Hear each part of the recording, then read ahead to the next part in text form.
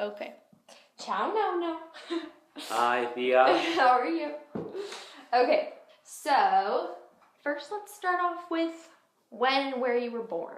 Okay, I was born, the real day was November 27, 1942.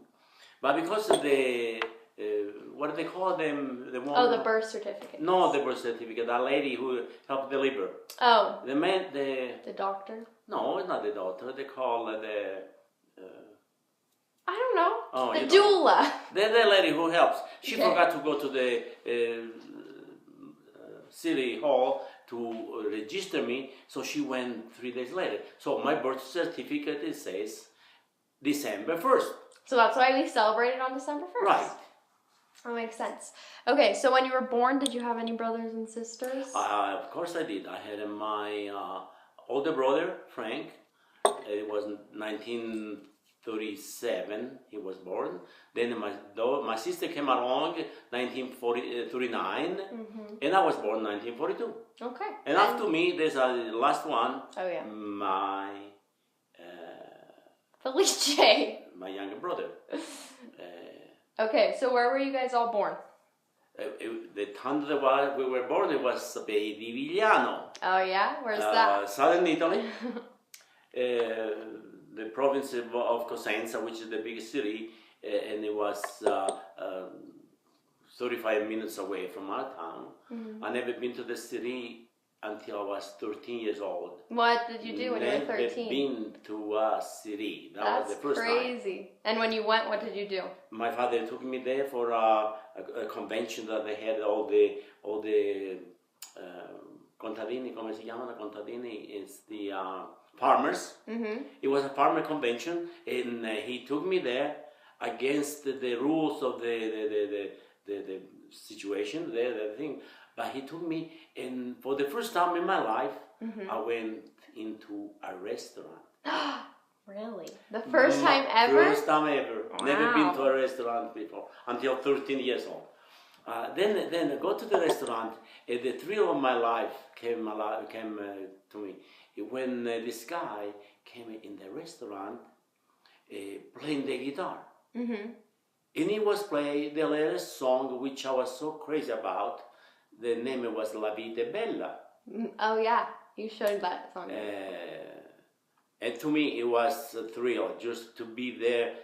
First time in the restaurant, the first time to see somebody singing with a guitar. Yeah. It was just beautiful. Wow. Okay, so then was your dad a farmer? Is that why you went to a farmer? My father was a farmer.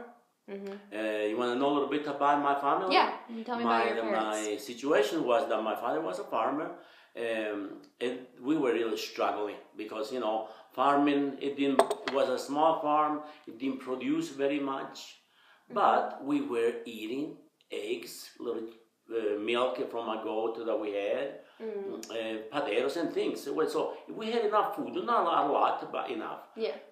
But then the worst thing happened. What? 14 years old I was. Yeah. My father died. Oh. After that, it really got tough because we didn't have no income, nobody working. How we met it, don't ask me because I don't know. Your mom was strong. My mom was strong, but she was not. Where the money came, where the food came, I have no idea. Yeah. But just nothing was going on. And you guys made it. We made it. I remember go to bed and not very full, but I can never went to bed hungry. But I went to bed without very much to eat, yes. So then, did you help your mom? Did you work? No, and then I was still 14. What can I do? Yeah. So you were in school? I was in school and I was going to a little shop learning how to sew. So you went to a tailor shop? Like an apprentice? Yeah, exactly. Okay. And you were just learning the trade? Okay. Then after a while, my older brother was up to 19, so he went to the North Italy to work for this in the not a mine, what do they call it? Tunnel, where they were making a tunnel. And there was a friend of ours, the family, that he told him to go and he gave him a job. So he was there and he could start to send a little money home. So we started to get a little better. Okay. And it was not easy until one day we got the call from a letter from the American consul if we wanted to come to the United States. Oh, so that's how you heard about America. Oh, that's it. That was the best news we ever heard.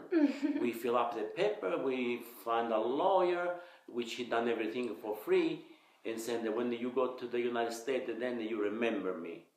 In other words, to send something. Yeah. And before you know, we had all the paperwork done. The 1st of March 1963, we left my little town. Mm-hmm. You went to America. The 3rd of March, we left Naples, and we got on a boat and come to the United States. On the 10th of March, we got to New York City. First time we saw the Statue of the Liberty, which we heard so much about, I would never dream that we'd see it. And 3 days later, we didn't know that we got to New York, we thought, hey, here we are. No, we got to go to Utah. Utah is only 3 days and 2 nights away. Oh, so you didn't know. You just thought America was America. Oh, we're so dumb. We did no investigation, nothing. We only find out it was 3 days and 2 nights before we get to Salt Lake City. Yeah. We got to Salt Lake City, boy. So, everybody that was there waiting for us. Your uncle, whole family? My aunt, my cousins. Uncle Sam? Uncle Sam. Which is funny, because Uncle Sam, like U.S., Yeah. So then you went through Ellis Island, right? Okay, cool. And so, wait, let's go back to Italy for a minute. Yes. So when you were in Italy, like, when's the first time you heard about America? Like, did you know about it? Because during that time, like, the Truman Doctrine was going on, and they were trying to get people to come. No, we didn't know too much about America. We knew that they came to Europe to help with the Second World War. Right. And I know that they were the reason why we were free, and the war stopped because of the United States. But I don't remember too much. I was just to then that I was born. But what you were asking about? Just the first time you heard about America. Oh, America, yeah. Do you remember like a certain thing, or was it just? The only thing I remember is that everybody was talking. Everybody was crazy about what can we do to go to America. Everybody wanted to come to the United States. Everybody wanted to go. Because it was kind of like war-torn in Italy, right? Right? Oh, it was terrible there. It was not much left. The World War II ended 1945? 5, yes. And you were how old? I was 3 years then. 3? So you don't really remember much about World War II? Not very much, no. Just it left your country in like a war-torn situation. Right. I remember, the only thing I remember is through my parents, other people, that they would tell me that when my father was in the farm, for instance, they hear a plane coming, everybody ran for cover from shelters. Pausing. Okay, so do you remember anything else about World War II, or was it just kind of other things that you heard about? Yeah, just the thing that I heard about, but I don't remember much of anything. Okay, cool. So then, back to America. So you came here, and everybody was waiting for you. Tell me a little bit about like what happened when you first got here. First thing it was that the shock of my life was when we got to Uncle Max's house, and it was snowing that night. It was. So it's in winter. It was winter, yeah. It was it was only spring, but it was snowing. We had a big storm. The only thing I remember was so funny because. We got to the railroad station and we tried to get out of there with my Uncle Sam 1959 Chevy Impala. Oh, you even remember the car? Yes, and we couldn't get out because there was a tiny little 600 Fiat Italian car right in the back, and we could not get out. So I remember 4 or 5 people pick up the little car and move out of the way. But if it was Uncle Sam's car with the Impala 59, in no way that you could move that one. It was like a tank, you know? Right. But then once we got home, everybody went, oh, it's cold here. Uncle Max said, you see this little thing here? This makes the house hot or cold. I said, what's going on here? You turn it up. What was it? Was the thermostat. You didn't know? No, I never see anything like it, So he used to turn the little thermostat up to 72, 73. And before you know, we were so comfortable, nice and warm in there. To me, it was a real shock. Over there, we had to go outside, get some wood, get a room full of smoke. Yeah. Before you ever get a little heat. Yeah. And here, you just touch a button. And that was too much for me. Mm-hmm. So when you left Italy, like, who were you leaving? Like, what friends were you leaving? What family? Well, when we left, it was my mother, my younger brother, and I. Mm-hmm. My older brother and my sister could not come because they were over 21, and there's some stupid rules that they have. My mother was supposed to be here in the States in order to fill up some papers, so they can come over. Right. So we left my brother, my sister, cousins, friends, a lot of friends. My little bird, my little canary, which I had. Oh, no! That's the worst. That's the worst. But you were happy to be here. Oh, of course. I was so happy to be here because once I got here, it was on a Thursday night.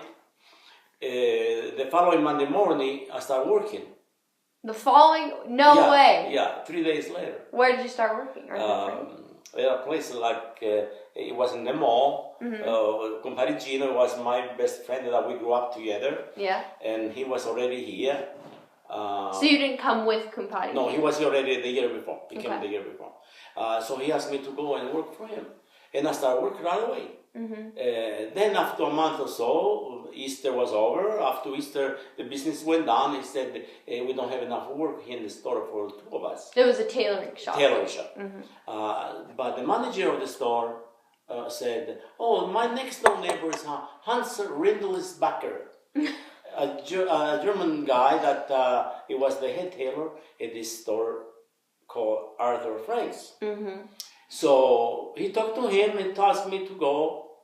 And once my uncle Sam drove me downtown to this place, I was so amazed. The luxury, the beauty inside the store. First class store in Salt Lake City. Yeah.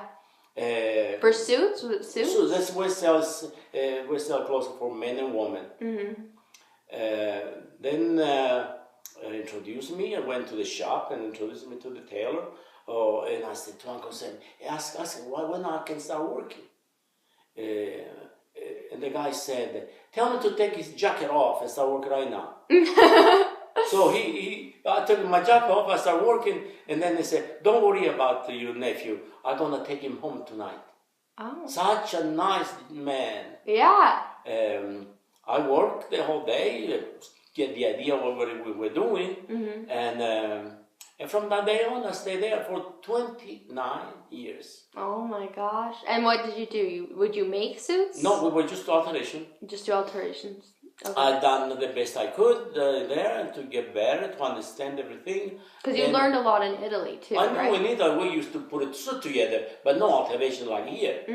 So once we got here, it was a different story. And I got to do pretty good, to please him, and do anything he told me. So later on, when he retired, he said, now you're going to take my job. So for the last 10 years that I was there, from 82 to 92, I was managing all the four stores in Salt Lake City. Really? I didn't know that. Yes. I was. I didn't work no more. You just managed. Just managing, go from store to store. Something will come up, I go to the fashion place. Then it was 2 o'clock. I wouldn't have much time to go back downtown. So I just go home. It was over. So when you got here, where did you live? You lived with Uncle Sam, right? No, I stayed with Uncle Max and Ziarita, my mother's sister. Okay. For 6 months. Where did you guys live? It was right down the street here on 9th East and 2791 South. Okay. So it's close to the we stayed there for 6 months. After 6 months, we found a little house. Where Zitsia and Zitsia live, right? Exactly. We went to check it out. It was $13,000, the price. Oh my gosh. We bought it. Really? And we pay $110 a month for the mortgage. Right. And that's where then later on, after 6 months, my brothers and sisters came from Italy. Okay. It was what happened that while they were on the boat coming to on the ship coming to Salt Lake to United States, that's when one morning I had a little radio going that we bought it for $2 in the flea market. Mm-hmm. and it says, I realized there was something wrong, but we couldn't figure out what it was. So once I go to work that morning, everybody was talking about. I said, but what is? I could not understand one word of English. Right. So I called my uncle from the store from the phone in the store, and I said, what is going on? Oh, he said they killed President Kennedy. Oh my God. So I heard it on the news through my uncle that. That's how you heard about Kennedy's assassination, right? Exactly. And what year was that? 1963. 1964. 1964. Wow, that must have been really crazy. Yeah. Because, like... Or 63. Was 63? I think it was 63. Yeah. Or 63, yeah, 63. I think so. Yeah, that must have been really scary. Oh, it's terrible. And you didn't know English at all? No, I didn't know anything. I didn't even say hello. So how did you learn English? I learned this as I went, I was working with the people. There were such a lot of beautiful people there. Rosa Jarvis, an English lady, Mm-hmm. Evelyn Hubert, Mm-hmm. A German, Mildred. Just people that worked at people the store? that worked together. And they all tried so hard to help me, to ask me things, to write down things, and then at night I would ask my uncle what they meant. Wow. So everybody was helping me. Wow, that's amazing. So you went from not knowing any English to being the manager of the whole company. Exactly. Wow. Yeah. That's kind of cool. Okay, so then let's talk about politics for a little bit, because Mm-hmm. there was a lot going on, like you Yeah. just said, with the Kennedy assassination and Mm-hmm. stuff, right? So what else was going on? Like, what else did you know about, like, the Cold War was happening, right?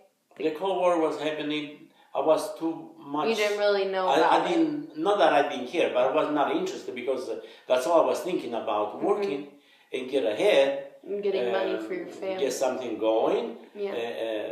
Because once we start working, all three of us, the boys in the family, Mm-hmm. we were getting so much money that we didn't know what to do with it. Yeah.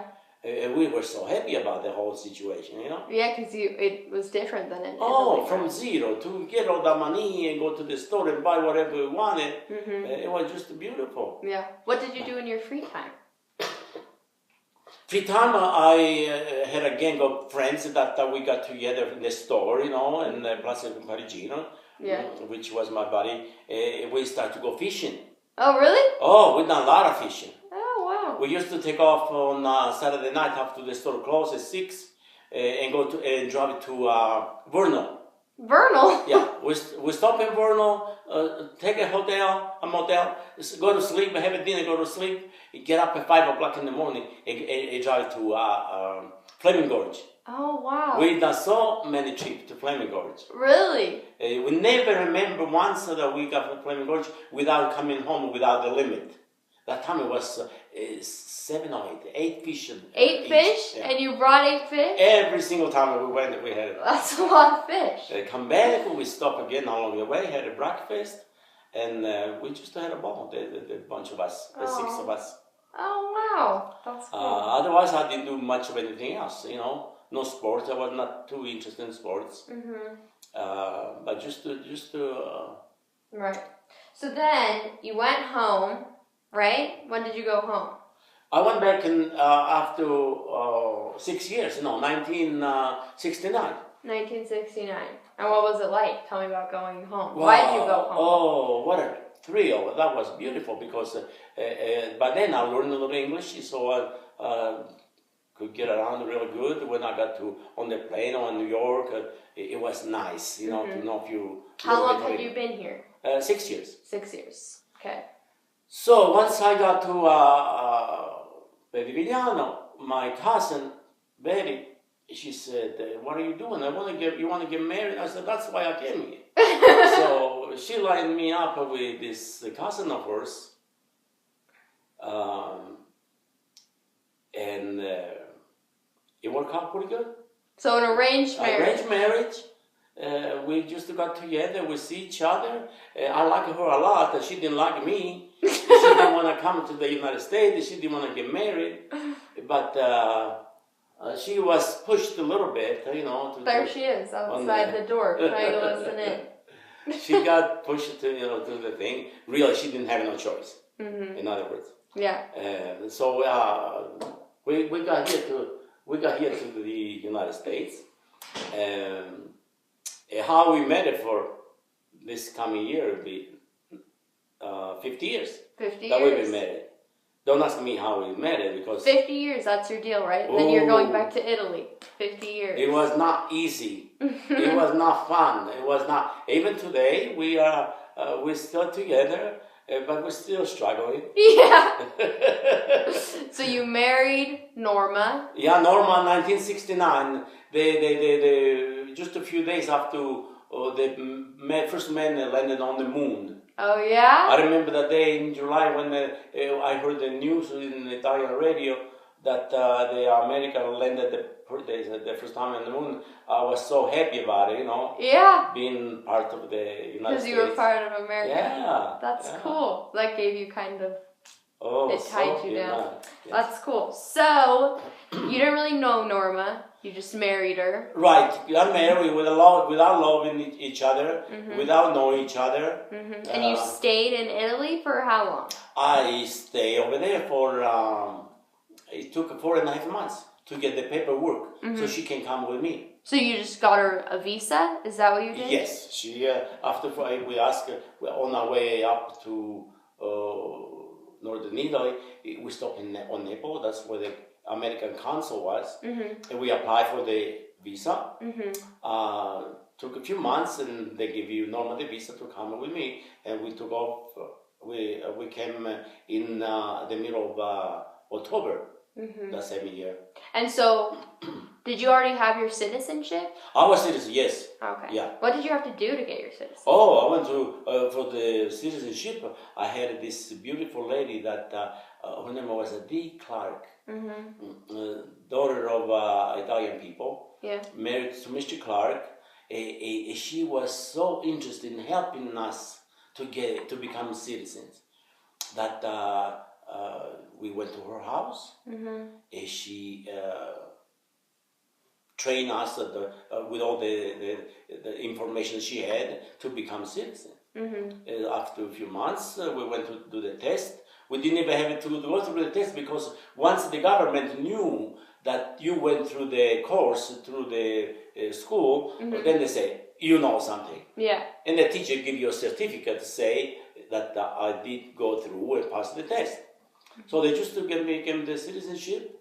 I was ready to go to Italy looking for a wife. Right after you got it.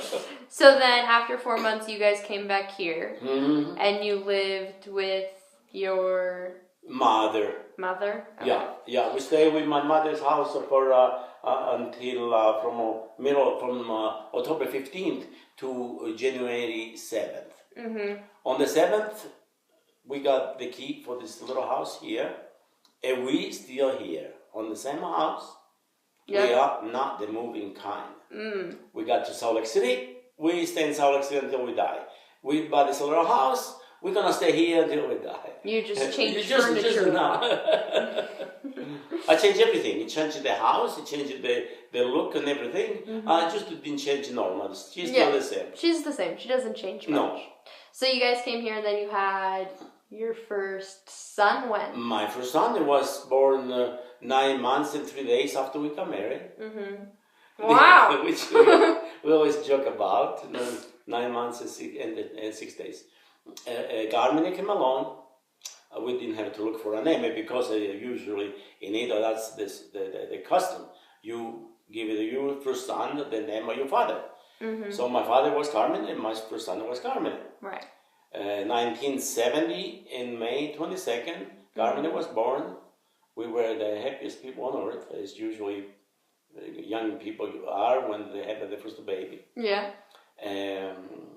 3 years later, my daughter came, which is the joy of my life. My mom. Your mom. Yeah, what a sweetheart. And 4 years later, Roberto came along, which was we didn't plan it. I don't know how he happened, but he just come along, and that was the best thing that ever happened to us too, because he's one of the best sons that anybody can have. Yeah, that's true. He's pretty good. He owns your. Then yes, stuff, right? Right? He didn't want to finish school, so he came over to the business, and now he's running the place. And he's doing very well. So when did you leave Arthur Frank's and then open Leone's? Oh yes, that was a nice little thing that God guided me and helped me. I'm sure, because it used to happen that as I go to this little cleaner that I used to do the extra work, one morning that lady was there crying, and I said, "What's going on?" And she says, "Why they shut off my gas? I don't have gas. I can do my cleaning. There's nothing I can do with it. I'm ruined." Oh. I said, "Well, the only thing, if you want to get rid of the place like you've been thinking about, let me go downtown and turn the gas on, and then we talk about a price and thing later." So I went downtown to the Mountain Fuel, pay for the gas, to open the gas, and so we can do some work. But from that day on, the clinic was mine, even though I did not have any papers. Oh, really? I wouldn't have no contract, nothing. You just yours? Just took over, just took over. And I turned the gas and the light and the power on my name, and I started to work there. Arthur Frank won't let me go.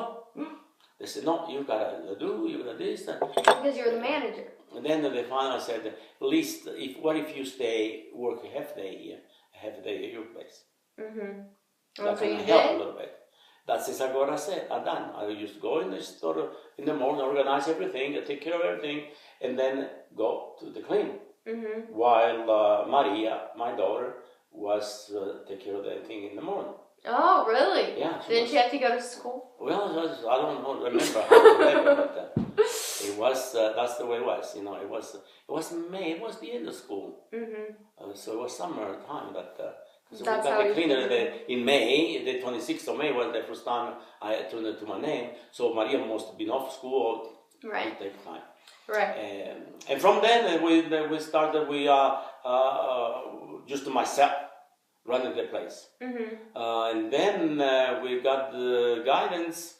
I got the first employee, then the second, then the third, until I got to have 9 people work for me, which was my joy. Not because of the money that I was making, which I was doing pretty well, but it was the joy to have a payroll for the other people. Take care of those people who need Have your own business. Have my own business, but not at the same time share the money with the other people that they work for me. That was you just were caring beautiful. for them. That is cool. That's really cool. What?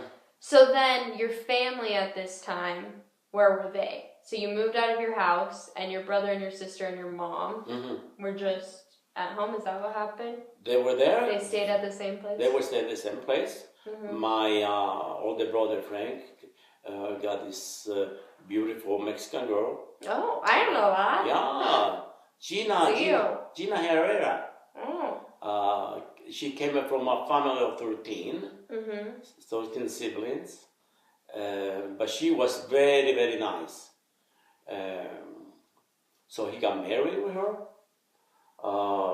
My young brother Felice and Paulina, they never got married for some reason.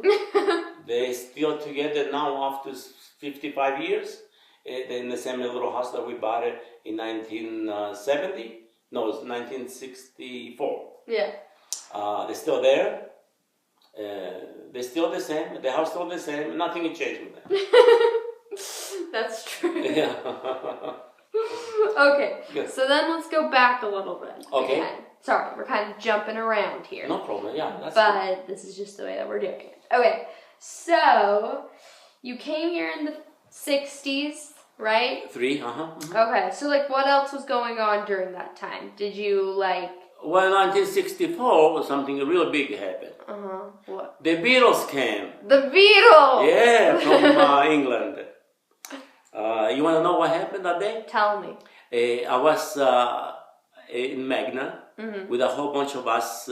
Went to see this Periviglianese, this guy from my town, and we were having a glass of wine there. He had a couple of daughters that some of us, they kind of interested to check him out. And see. As we were drinking and talking and everything, I said, you guys excuse me for a few minutes. Why? Because the Ed Sullivan show is coming on, and there's this group from England that is coming, and I want to listen to them.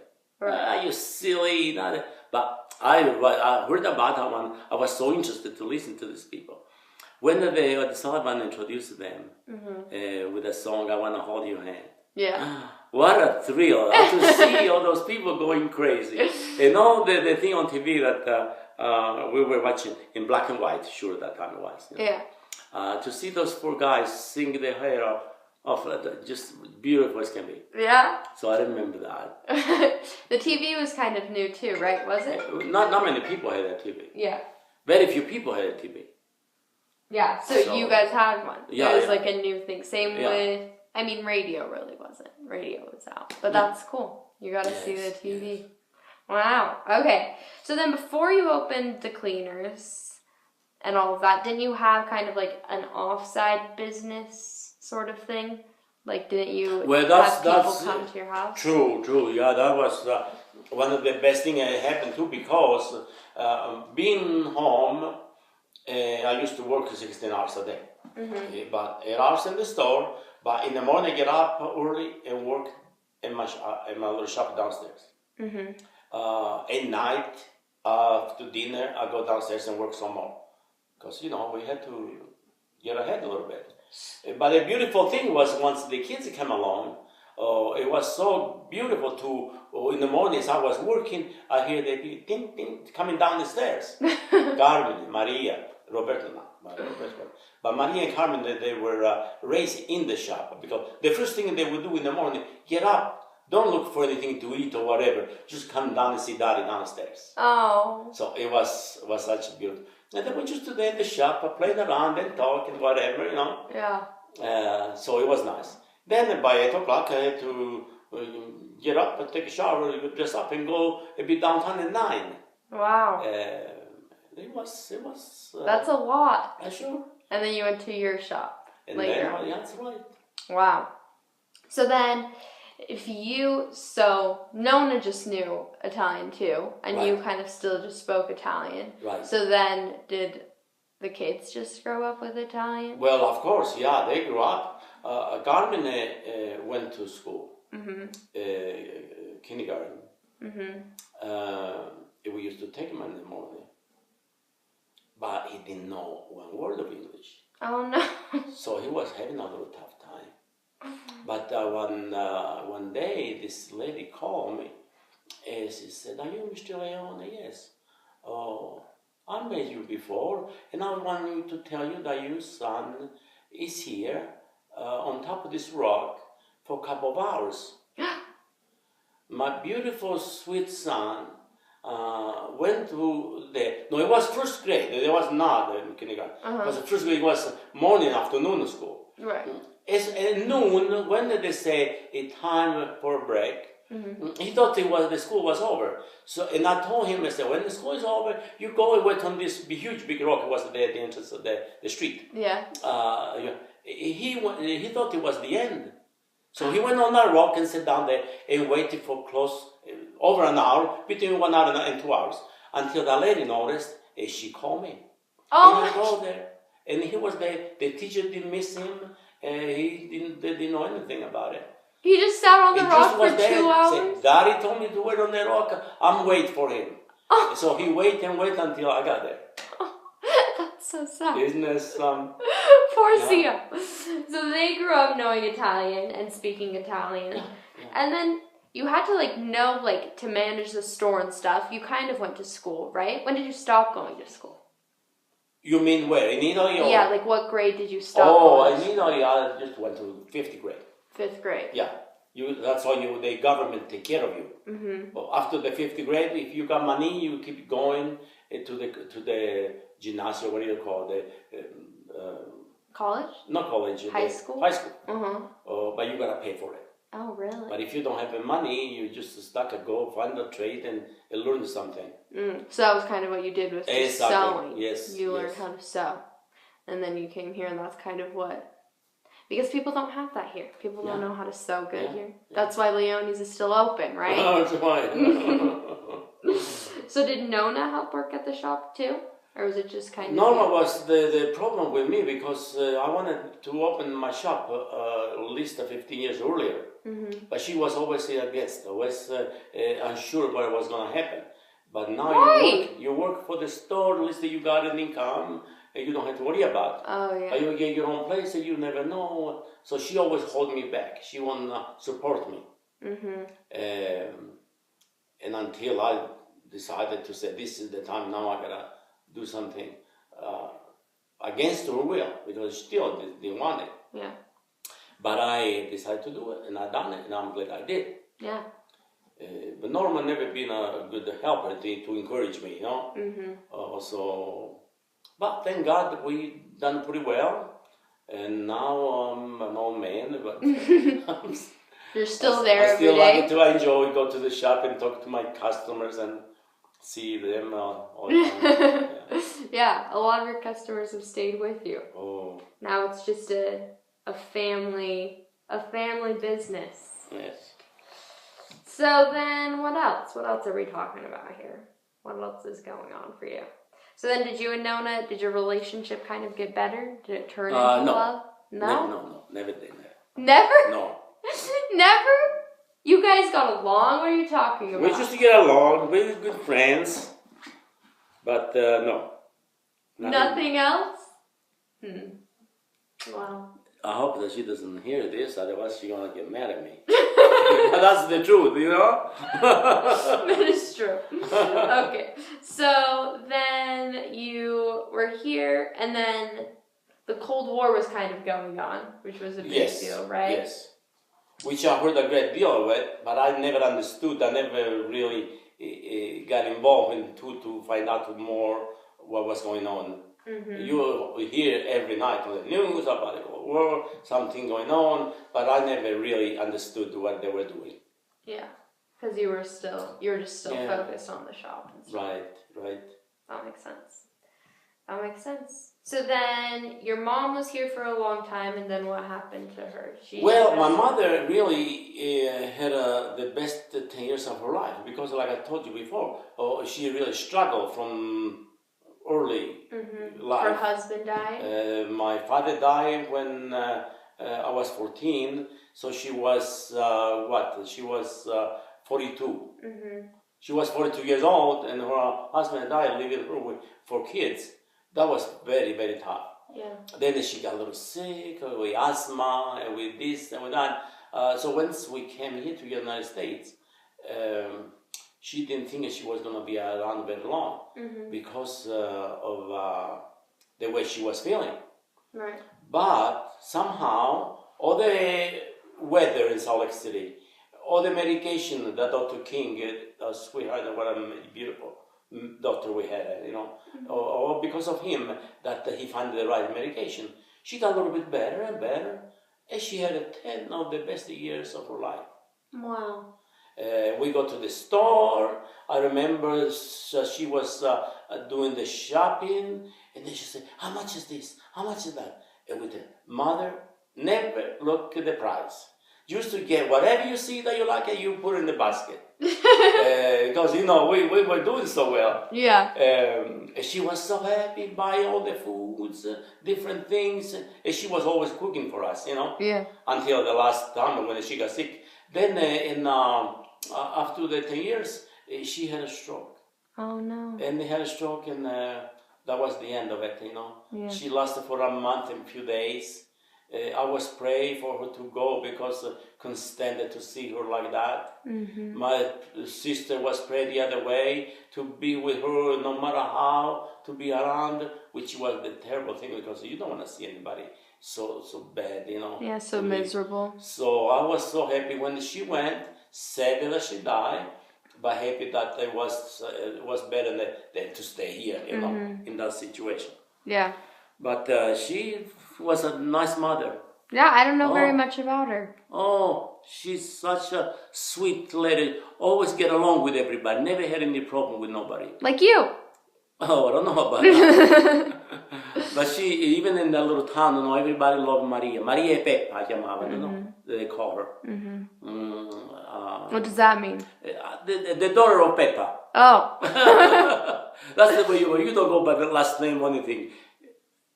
Franco Leone, it was my brother. It was not Franco Leone. Franco Carminuzzo. Oh, really? Yeah. So what would I be? You be Teodoro Sen. Just like my parents? Yeah. That's interesting. Anyway, that was the story of my mother. She passed away at 61, which was still pretty young, you know? Yeah. Even though to me, she looked like an old lady, very, very old. Were you guys really close? Very close. Yeah, we even after I got married, you know, we were there all the time. Yeah, because you used guys to have the two kids. We never call her and say, "Oh, we gotta go someplace tonight. You're gonna take care of the kids." No, we used to go by, drop the kids off, and say, "We'll see you later." That's what my mom does. Yeah, all I really know about her was that she's a good cook. She was a good cook. Very good, yes. She enjoyed cooking, yes. What was like some of her favorites? Pretty much everything. I remember even from early years when I used to raise rabbits in Italy. I was 10, 12, 13 years old, 14. She used to make those rabbits, stuffed rabbits. I cleaned it for her and everything. Then she put in this little hole. It was like a little hole with the fire underneath. Yeah. And she cooked it with the wood thing, you know. Yeah. Wood fire. But she made that rabbit so beautiful, so golden, perfect. Oh. And people used to go crazy about it. Really? Oh, that rabbit is amazing, stuffed rabbit. But she used to do everything, all kinds of foods. Pasta?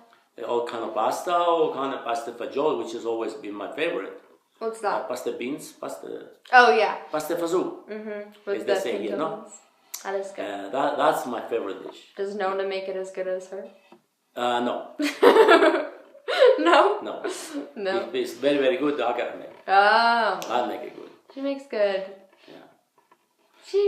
Fish pasta? Anchovy pasta? Yeah, there you go. Okay. Good. So then the business was doing good. Your family was doing good. You raised your kids.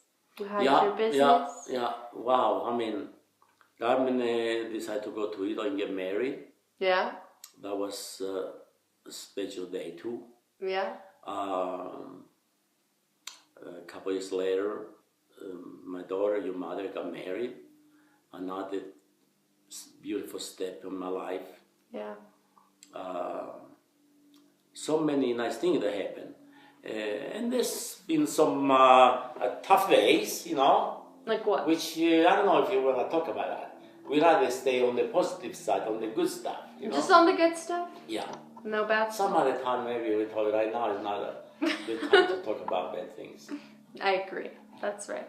But everything turned out to be pretty good at my age. And now that I'm 76, I still have three of the best people in my life, my kids. Yeah. Then all my grandchildren. Yeah. Which now we got 6 plus 1 on the way. That's what makes me happy. Thinking about, see them. When I see my grandchildren, I see the blessing of God that I say, look, what did I do to deserve this, you know? Oh. I'm so happy about it. So everything is going well. My health is very good. Norma, she's doing pretty good, even though she complains a lot every day. Yeah. But she got a little pain here and there, you know. That's just her way. But thank God I don't have no pain. I don't have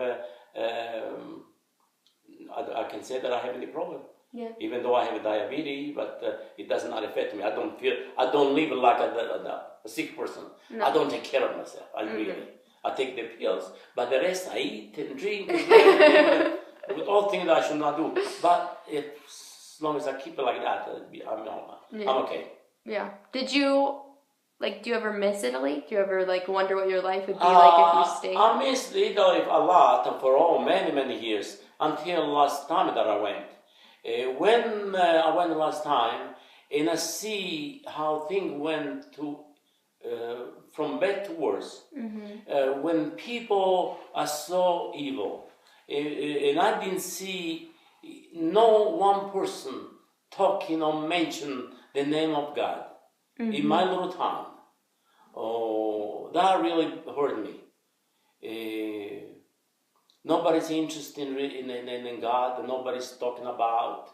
Nobody seems to care about what he's thinking or what he thought, or what he wants us to do.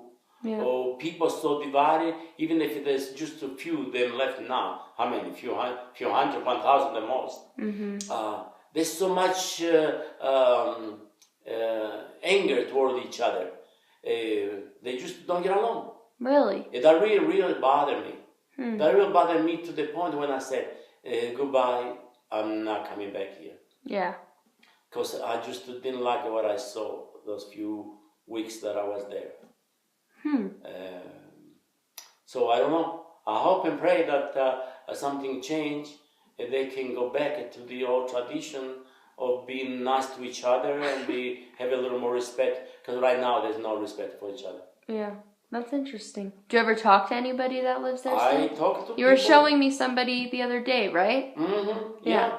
Who did you talk to? For instance, last month I talked to, I find this telephone number for a friend of mine that we grew up together. He's in Turin, Italy, in northern Italy. He was so shocked after 55 years that we didn't see each other to hear from me. Yeah. So we talked for 1 hour and 3 minutes. 1 hour and 3 minutes. Yeah. Just about talking your whole about life. The moment since we remember, we were 10, 11 years old. His father died electrocuted. My father died of cancer. But we always been friends from day one. You guys were like best friends, right? Best friends, you told me that. Yeah, I remember the story. No. And you talked to Franca? Franca is the one in New Jersey. Yeah, she's my sweetheart there. Your girlfriend, who you would have married without Nonna? No, she's not my girlfriend. Never been my girlfriend. But we liked each other. But circumstances sometimes you never know why. We never done anything. But I still like her. Yeah, you guys talk? Yeah, we talk. Yeah. We talk often. We both like the same thing, gardening and flowers and things, which that kind of keep us together, Yeah. And now you work on your garden a lot, right? My garden is my life, I love to work in my garden, growing flowers and vegetables, and it's really a passion that I have about that. I really enjoy doing it, Did you learn that in Italy? No, you garden? I didn't know very much at all. Really? I didn't know anything until we got here, and even when I got here, never until I got married. Once I got my own little house, that's when I started to have a garden. Oh. Otherwise, even before, I would never mow the lawn. I would never do anything. Felice was the one, my brother, was the one who took care of the garden. Right. But I never did until I got my own place. Yeah. And then you kind of got animals, right? Like you had an animal? Animals always liked it. Even in Italy, I used to have rabbits and chicken. Yeah. Take care of those. But once I got here, I always had birds, rabbits, chicken, all kinds of things. How many do you have right now? Right now, my wife decided to get rid of the rabbits. She didn't give me no choice. She said, me or the rabbits. So I had to choose. I decided to kill the rabbits and keep it around for a little longer. Good choice. But if I don't know. Something else come along, I might decide the other way. We didn't eat the rabbits for Sunday dinner, did we? No. You promise? You want to eat sometime? No. I still have some. I don't want to eat the rabbits. Oh. I become attached to the rabbits. Oh, you don't know what you're missing. Me and Luca, we like the rabbits too much. See, no, I have, that's what I'm doing now. I enjoy to have my chicken. No rabbits. Can I have the rabbits? It's not normal. Unless we get a divorce, so then I will I'm gonna rest it. You're too old for that now. You think? No divorce. Oh, what a luck. So you... what else? You're retired, right? But you go into the cleaners every day. Let's talk about that. I'm retired, yeah. Instead of 12 hours a day, I work 6, 7, 8. Or more. I still enjoy going there and help Roberto out with the business. What made you give the business to Roberto? What? Yeah, like why did you give it to Roberto? Well, somebody got to take care of it. And he was available and he liked to do it, so might as well. Yeah. I just want somebody in the family to do it, you know. Yeah, that's true. We'll keep it a family business. Yeah. Maybe I'll get it. That's right. That's good. So you go in there every day? I go every day, mostly so I can give him a little rest so he can go home and play with his child, with his baby Milano. Couple of hours. Then he come back and I come home, eat, have my little siesta, and then I go back and work a few more hours. Yeah, you have a pretty good system. Oh, good life. A pretty good routine. I'm doing good, yes. How long do you think you're going to keep working at the cleaners? I'm going to be working there, maybe a couple of days before I die. Yeah? That's it? Yeah. So I don't know when it's going to be, but... You'll know. I will know. Okay. Well, I love you.